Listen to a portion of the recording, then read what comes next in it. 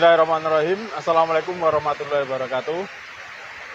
Selamat datang di podcast Sahabat Lajis. Hari ini saya bersilaturahmi ke Grobogan, di kota Grobogan sendiri, yaitu kota Purwodadi. Dan sebelumnya terima kasih untuk yang sudah menonton dan subscribe ataupun yang share. Terima kasih sudah membantu channel ini. Insya Allah nanti dari channel ini akan digunakan untuk program-program di Lajis Jateng Solo Raya. Nah, hari ini saya bersilaturahmi. Narasumber saya hari ini yaitu Pak Kristiono. Dia itu seorang, kalau sebutannya marketer atau penjual online? Digital marketer. Nah, usahanya itu tentang semuanya di online. Seperti apa sosok beliau dan bagaimana sih usahanya dan bagaimana bisnis di online era sekarang ini, apalagi di pandemi sekarang ini. Nah, langsung saja kita sapa kepada Pak Kristiono. Assalamualaikum Pak Kris. Waalaikumsalam warahmatullahi wabarakatuh. Ini manggilnya Pak atau Mas? Kayaknya masih muda. Ya masih muda, tapi ya 30 lebih. Wah, ini suasananya hujan, jadi emang agak bersautan ya. Ini udah berapa lama kalau jualan online-nya? Oke, terima kasih kesempatannya untuk Lajis Jateng. Assalamualaikum warahmatullahi wabarakatuh. Perkenalkan ya, jadi tak kenal maka tak bisa disayang. Nama saya Kristiono. Sering memakai nama pena Fikri Ali karena dengan alasan dan beberapa yang memang harus pakai nama penulis ya. Sejak kapan di jualan online? Sejak tepatnya 2012. Saat itu mengandung anak pertama ya, istri. Gimana? Ya. Anak pertama istri ya. Saya masih ingat saya itu menggunakan Toko Bagus. Toko Bagus jualan batik, dibeli dropship, dibeli oleh orang Bali ya. Orang Bali. Terus kemudian yang kedua produknya batik, yang kedua gimbal. Gimbal tahu ya? Kalau pernah hamil tahu mesti. Bola besar biasanya untuk senam atau untuk ibu hamil duduk ya. Itu. 2012 mulai intens, 2013 saat itu ketika resign dari pekerjaan. Jadi udah 7 tahun. Ya, sekira 7 tahun. Intensnya 2013. Terus kalau dulu kan mulainya dari marketplace ya dia? Ya, mulainya dari Toko Bagus, berniaga.com. Fanpage saat itu ya, tapi belum begitu tahu triknya. Facebook juga Friendster pernah mengenal itu. Itu 2006. Awal 2006. Ya, kalau tahu Friendster berarti kita seusia. Hanya tahu, nggak main tahu. Iya, Facebook sangat ramai awal-awal, generasi awal. Cuman kita tidak tahu kalau bisa untuk jualan kan ya. Hanya untuk ceng-cengan, hanya untuk saling sapa saja. Itu 2013-an. Terus kalau waktu yang menjadi sekarang ini itu memulainya dari mulai belajar atau otodidak sendiri, nyari-nyari info gimana gitu, atau ada emang tutornya sendiri atau? Ya, ya percampuran, gabungan. Awal memang melihat celah. Dulu pengembara workshop tahun 2013 kan belum banyak seminar, belum banyak workshop. Awal-awal memang otodidak mencoba ya. Dari yang nilainya ratusan ribu sampai jutaan pernah. Pernah yang paling gila itu hanya 2 jam bayar 4 juta. Hanya 2 jam. 2 jam. Indonesia. Booking di hotel karena itu private 4 orang itu ya. Ya kita bantingan 1 jutaan. Hanya untuk 2 jam pertemuan saja workshop saya itu. Dan alhamdulillah nggak mudeng. Asli 2013 saat itu. Tapi perjalanan waktu kan kita saring. Dari awalnya membuat website, SEO, terus kemudian SEO Facebook gitu. Nah, mulai titik terang di situ. Oh, ternyata Facebook bisa untuk jualan. Dan hokinya ya, beruntungnya kita belum banyak yang cebur ke Facebook tahun 2013. Hanya posting jualan saja, orderan sehari bisa 2 karung, 3 karung. Saat itu gamis ya. Gamis anak, gamis dewasa. Yang paling dominan saya itu gamis anak 2013. Tidak ada trik khusus, hanya sentuhan nama akun yang tepat, pertemanan kita pilih, boom. Ya saya itu. Saya gabung dengan 2 kawan, namanya Pak Muswarto tadi, 2 karyawan, handle untuk admin, selebihnya kita pantau berkembang cepat dari 2013, 14, 15 saat itu. 2016 saya masih intens, 2017 masih saya bukukan di 2 buku ini media Facebook. Nah, saya eksperimen lagi 2018 ceritanya. Nanti sekilas membahas buku ini ya. Saya eksperimen kalau yang sampai ini titik ini otodidak. Fanpage kayaknya harus bisa lebih cetar membahana ketimbang Facebook. Ya, kalau Facebook kan harus pertemanan dibatasi 5.000. Kalau nggak ada interaksi, tidak lihat postingannya, nggak asik nih. Saya melirik fanpage. Ya, kenapa nggak Twitter, nggak Instagram saat itu ya, karena orang saat itu lebih dominan ke Facebook ya. Turunannya kayaknya ke fanpage juga oke. Saya coba, 2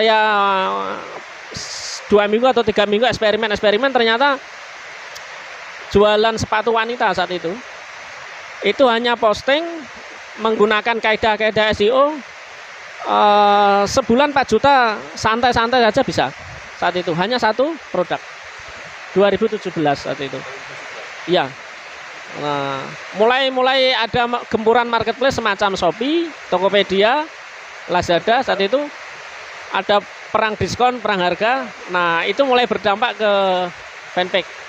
Berdampak apa? Berdampak orang mengalihkan jual belinya ya.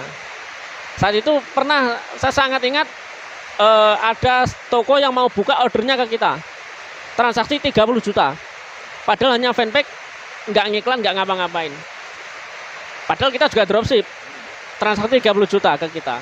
Pernah itu 2017. Kalau sekarang masih tetap fanpage atau pindah ke marketplace? Kombinasi, fanpage tetap jalan, tapi marketplace juga kita intensifkan. Utamanya di marketplace utama yang kita lihat di iklan-iklan itu di televisi. Shopee, Tokopedia yang sekarang jalan ya, Lazada, terus Bukalapak. Sekarang intens. Jadi kaidah yang ada di fanpage kita terapkan di marketplace, ternyata juga relevan ya. Masih relevan.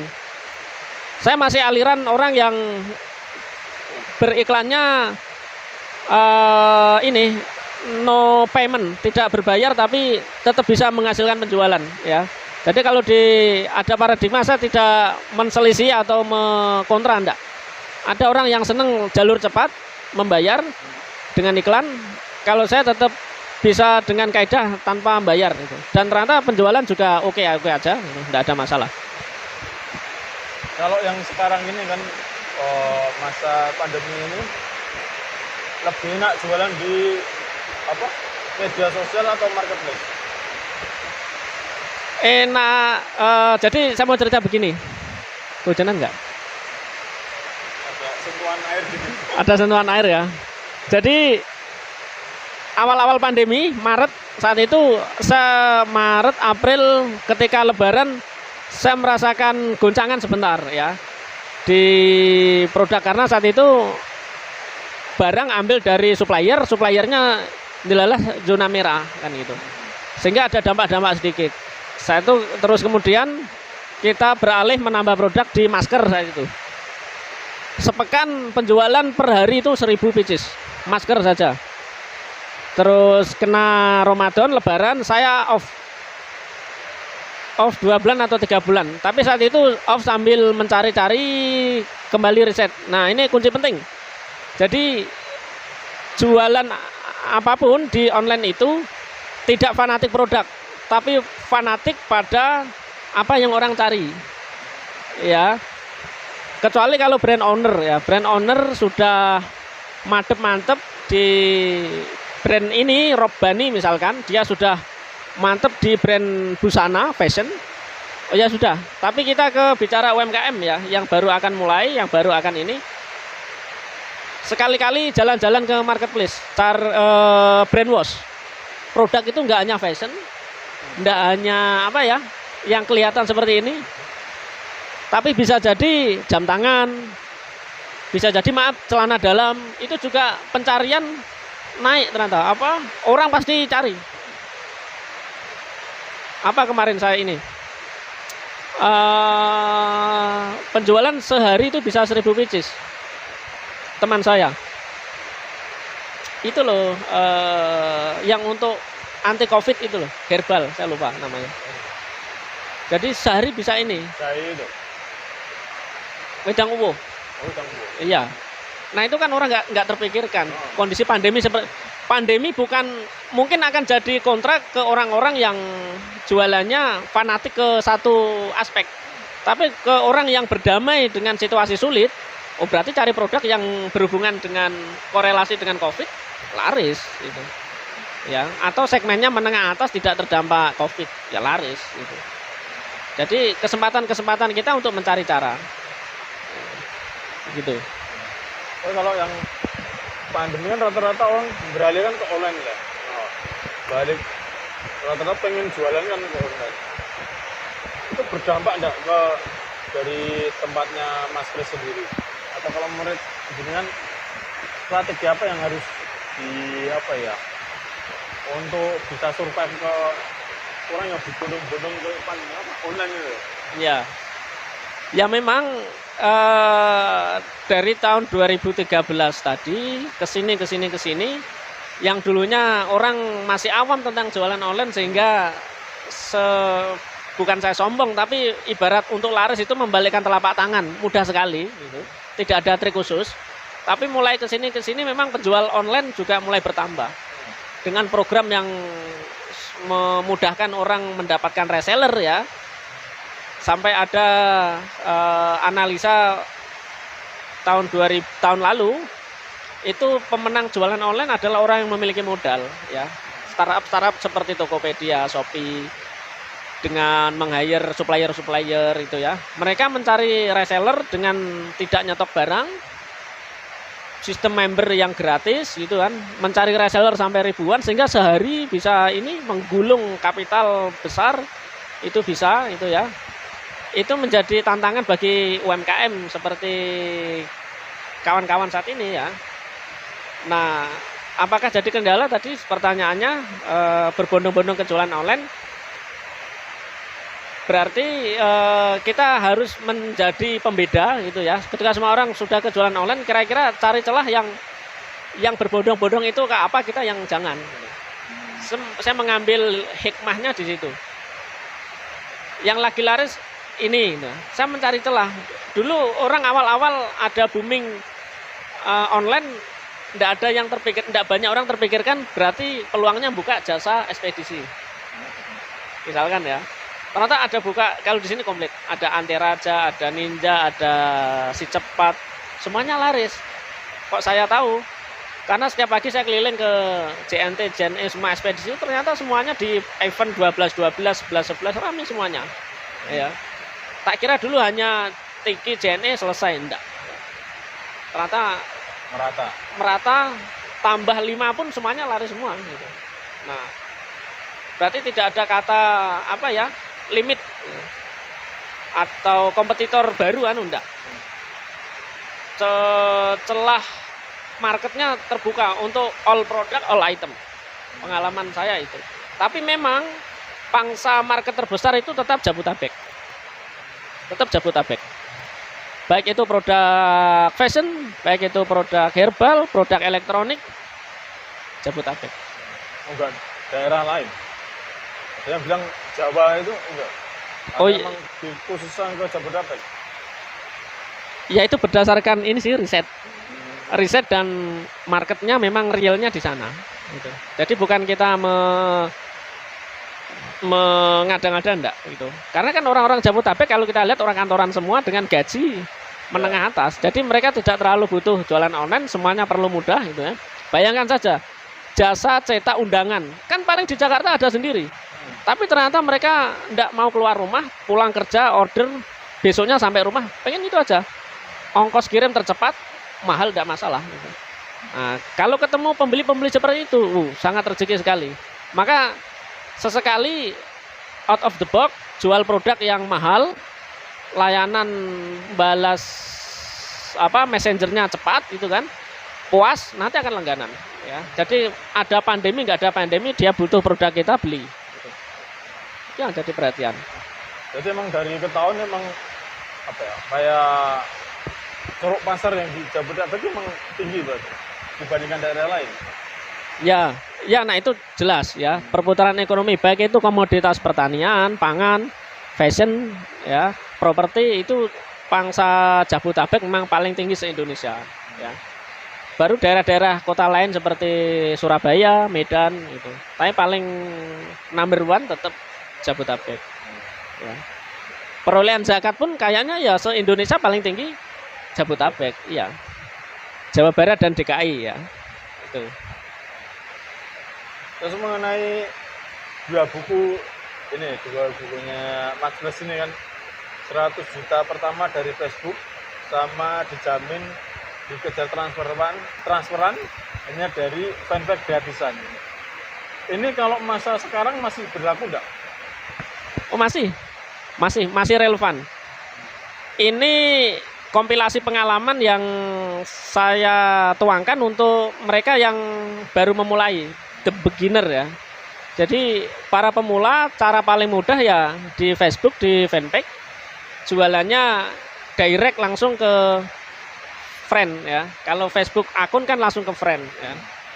Jadi dulu mindsetnya ya masuk jualan di Facebook akun saya pribadi, ada teman-teman sekolah, teman arisan, teman Karang Taruna, nanti malu. Ya ndak harus dari Facebook asli, kan bisa dari satu Android kan 4 akun bisa. Nah 3 akun ini untuk akun jualan. Namanya kalau 2014 nama misalkan sesuai produk kita, produknya jam tangan pria itu masih orang dilek jam tangan pria itu confirm. Tapi mulai kesini ini orang jualan, ndak begitu respect ya. Trik-triknya berbeda ya. Nah, jadi bisa dimanfaatkan Android itu bisa untuk 4 akun ya. Itu kalau yang Facebook profil. Kalau fanpage jauh lebih unlimited. Satu Facebook saya sendiri punya 172 akun fanpage. Untuk satu Facebook akun ya. Satu Facebook akun 172 akun fanpage. Apakah tetap berjalan sampai sekarang? Berjalan.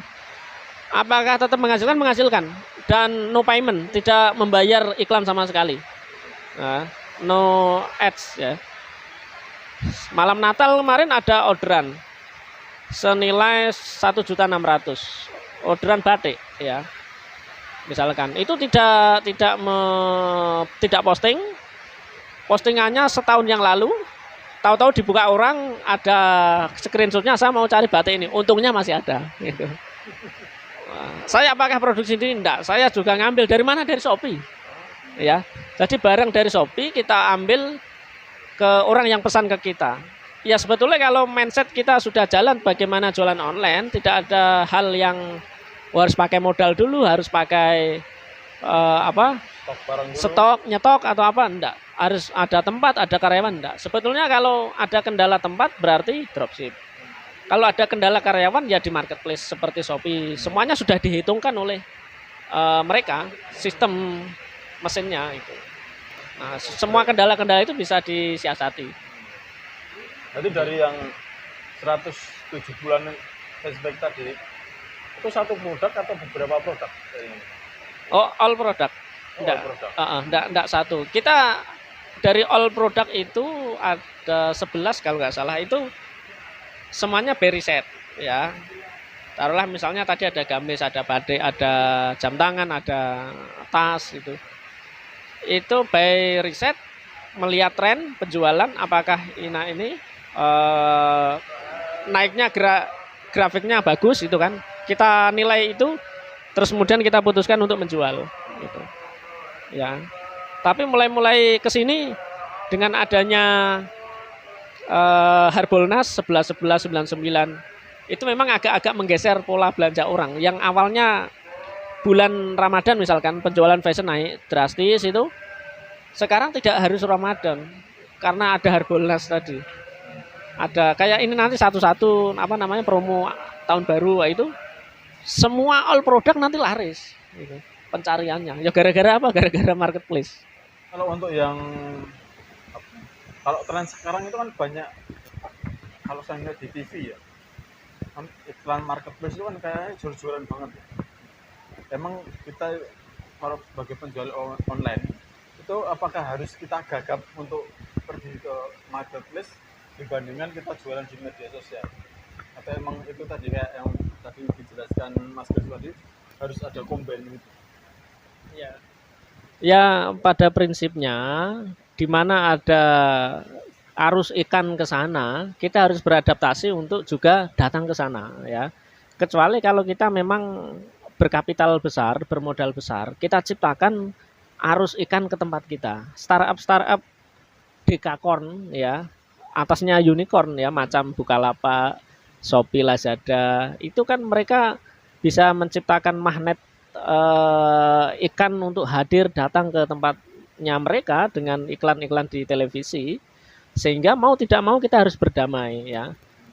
Dulu awal-awal saya idealis untuk tetap bertahan di sosial media semacam Facebook ya, Instagram beberapa, tapi tidak terlalu berhasil ya. Tapi pada kenyataannya arus ikan tetap ke sana. Orang yang pertama dan cepat beradaptasi untuk ke marketplace ya sekarang menuai hasil. Saya ketemu di pelosok-pelosok Grobogan itu orang yang sudah istiqomah sejak 4 tahun lalu, hasilnya juga menggembirakan. Bisa sehari 100 orderan.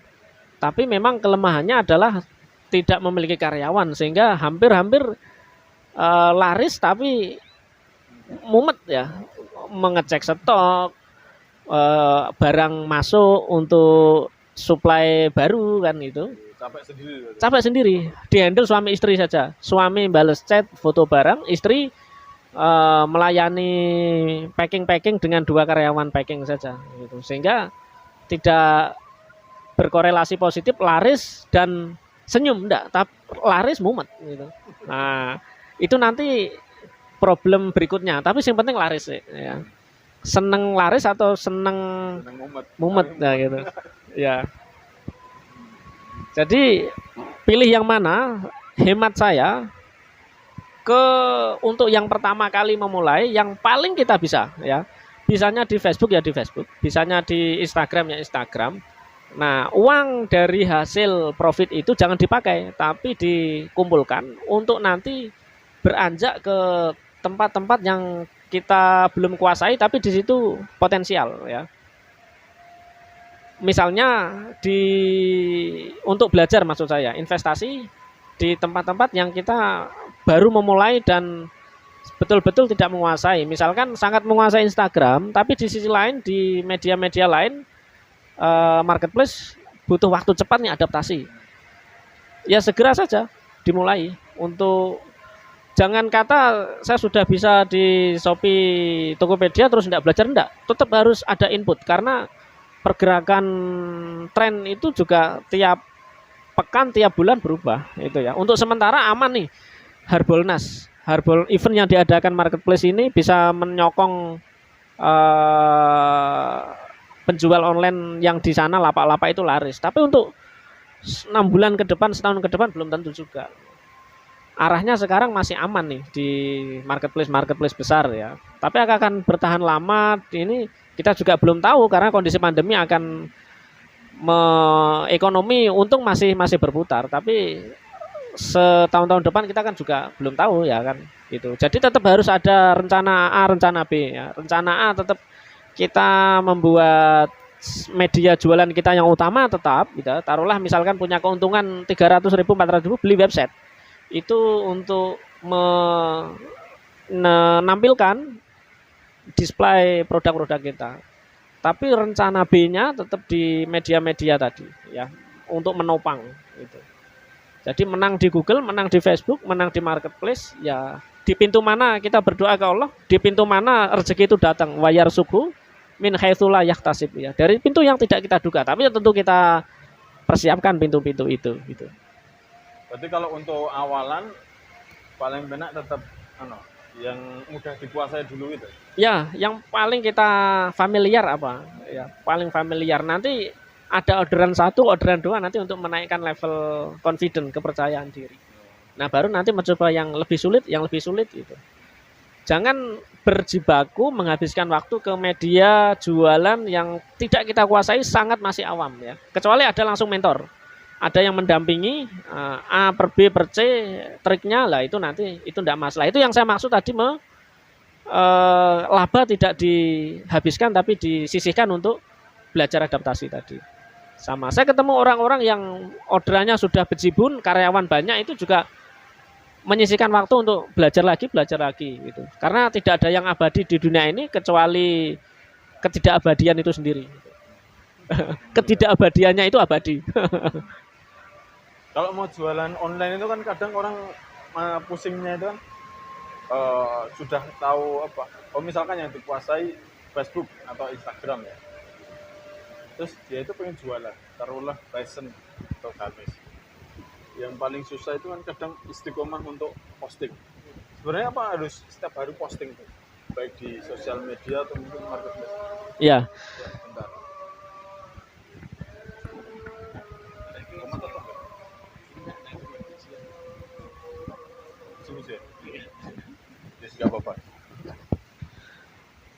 Iya, saya ini jadi kalau istiqomah posting itu berarti masih konvensional. Bagi saya masih konvensional. Berarti kaidah trik untuk larisnya belum ketemu pola ya. Kalau sudah ketemu pola, sudah by riset, tren, itu tanpa harus posting per hari akan ada permintaan terus itu ya. Kalaupun tidak terus yang minimal continue ya. Jadi maka di situ pentingnya untuk melihat tidak boleh fanatik produk, tapi fanatik pada apa yang orang cari. Ya, orang sekarang sedang tren mencari sepeda, ya. Apakah perlu kita jualan sepeda? Kalau memang terlalu berat modalnya tidak ini ya, aksesoris sepeda ternyata kan juga laris. Ya. Lampunya, kaosnya, bagi yang fashion fanatik fashion kan, kaos untuk sepeda itu laris. Ya. Terus celana naik sepeda itu ya, sepatunya bagi yang fanatik sepatu. Jadi kondisi pandemi ini juga peluang pergeseran lifestyle dan olahraga orang-orang. Terus kalau untuk perkiraan tren online di tahun depan ini, maksudnya tahun 2021 ini, itu seperti apa? Apakah ya, rumusnya tadi apa yang orang lain butuhkan kita jual, atau kita harus mengikuti apa yang terdekat di kita sekarang itu dijual? Ya, di 2021 nanti tentu adaptasi dari new normal itu akan tetap ada ya. Produk-produk yang berhubungan dengan new normal itu masih akan laris tahun-tahun depan. Saya perkirakan itu. Dan pergeseran produk belanja itu juga berubah, sehingga kita yang dulunya jualan ini gitu ya, perlu untuk waspada di kondisi-kondisi new normal entah sampai kapan gitu ya. Dengan dengar nanti Januari akan ada PSBB lagi Jakarta. Bagi yang melihat itu ancaman ya sudah, itu ancaman. Tapi bagi yang peluang, ini akan menjadi peluang bisnis baru, peluang cuan baru lah gitu. Karena kondisi PSBB tidak boleh keluar, tidak boleh belanja, tentu orang pilihannya adalah online gitu ya. Nah, pergeseran ke sana all produk new normal nanti tetap akan menjadi pilihan tentunya ya. Khusus untuk produk-produk kelas menengah semacam elektronik, kebutuhan pokok anak-anak milenial sekarang, HP, laptop itu tentu. Tapi itu kan kondisional segmentis ya.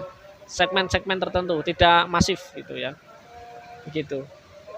Ada yang seperti di awal-awal pandemi ini yang orang tidak banyak tahu ya, itu adalah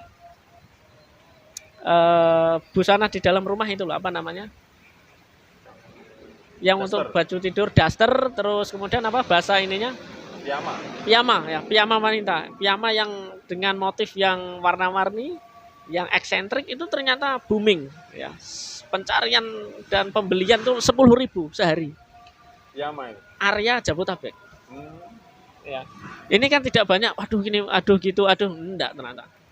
Karena orang tetap pengen eksis walaupun di dalam rumah dengan pakaian yang serba Sederhana. warna-warni. Mau warna-warni. Bukan sederhana, warna-warni karena kan instagramable gitu. Ya sehingga pemilik merek-merek piyama terus daster tadi endorse-nya ke artis-artis yang followernya lumayan gitu. Itu yang tidak diantisipasi oleh banyak penjual ya. Tapi di sisi lain memang penjualan fashion muslim menurun. Kan lebaran tidak ada event salam-salaman apa kalau di sini namanya ngelencer tidak ada. Tapi daster luar biasa gitu ya. Nah, hal-hal itu yang harus penjual online peka. Tidak sekedar saya mau jualan ini enggak. Tapi harus tahu arus gelombang ini mau kemana, kita harus adaptasi betul gitu. Terus terakhir kan di online itu kan identik dengan perang harga. Nah, terus kalau untuk pemula bagaimana untuk menyiasatinya? Apakah promo gratis ongkir atau promo dengan yang lain itu tetap bisa digunakan untuk orang-orang yang pemula mau terjun dengan online? Ya. Ya, jadi kan kawan yang baru memulai ya yang harus disadari adalah perang harga itu ketika barang kita jejer dengan barang-barang kompetitor ya di pasar ya. Marketplace itu kan pasar yang online ya.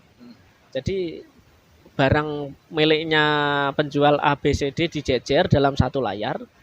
Nah, maka psikologis pembeli itu tetap memilih yang lebih murah. Itu konsekuensi ya. Jadi bagaimana kalau harga kita tidak mau dijatuhkan, dibanding-bandingkan, ya jangan jualan di marketplace. Nanti akan ketemu penjual-penjual dengan barang sama, serupa dengan kita. Ya jualannya di sosial media tentu ya. Kalau kita sudah memiliki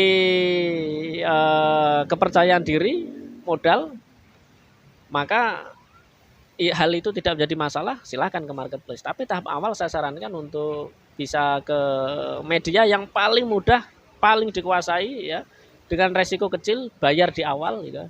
Saya ingin sedikit bahas COD misalnya. COD itu enak di pembeli, ngenes di penjual ya. Barang dikirim sampai lokasi, pembeli tidak ketemu oleh ekspedisi, dihubungi tidak bisa, barang balik lagi. Sementara ongkir sudah termasuk ya. Tapi barang sudah jadi dead stock. Kalau ada yang beli setelah itu tidak masalah. Tapi kalau dead stock kan balik lagi nggak jadi dibeli ya. Ongkir sana sini kita yang nanggung ya sudah. Nah, kalau produk kita memang produk yang dicari oleh pembeli, bayar dulu, terus kemudian barang dikirim, resiko-resiko tidak sampai atau apa diambil di ekspedisi kan bisa ya. Tapi kalau COD ya nggak ketemu pembeli balik. Nah itu harus diantisipasi. Nggak perlu kalau misalkan modal baru memulai, belum banyak keuntungan ya hindari dulu marketplace seperti Shopee, Lazada, Tokopedia. Tapi kalau dari media Facebook, Instagram tadi sudah menghasilkan, ada laba ditahan untuk tidak digunakan untuk ekspansi ke ini tadi, maka siap ke marketplace. Ya, apakah harus dengan strategi lebih murah lebih ini? Silakan saja. Karena rahasia laris di marketplace itu ya salah satunya harga tadi lebih murah, walaupun ya hanya Rp50. Walaupun selisih sedikit loh. Selisih sedikit. Yang sebelah 20.000, kita 19.950. Itu orang akan pilih. Jadi strategi banting harga itu jangan bayangkan banting 5.000, enggak, banding 50 pun juga berarti karena ini Indonesia ya. 50 rupiah itu tentu beda dengan 50 dolar, 50 apa real itu beda ya. Gitu. Mungkin itu tadi, kalaupun ada kendala teknis kami minta maaf. Ini ilmunya ini hari ini obrolannya sangat daging ya. Ibaratnya ini dasar untuk memulai jualan online. Itu sangat ya paling mudah kita lakukan di media sosial yang mungkin teman-teman kuasai. Gitu. Lalu nanti kita sisihkan uang untuk belajar lagi, untuk kita bisa lebih ahli lagi di bidang yang lainnya atau di media yang lainnya. Insya Allah nanti kita, kalaupun ada kendala teknis lain, kita usahakan agar bisa dinikmati dengan baik. Terima kasih untuk Mas Kris untuk waktunya. Nah, jangan lupa kalau ini masih ada di toko buku. Masih. Nanti kalau teman-teman yang pengen belajar fanbag, silakan dibeli bukunya Mas Kris. Via Lazis saja nanti bisa. Via Lazis. Oh ya, nanti kita bisa via Lazis. Insya Allah bisa. Ya, terima kasih untuk yang sudah menonton, subscribe. Silakan untuk dibantu share. Insya Allah nanti dari hasil YouTube ini untuk digunakan program-program di Lazis Jateng Solo Raya. Terima kasih dari saya. Wassalamualaikum warahmatullahi wabarakatuh.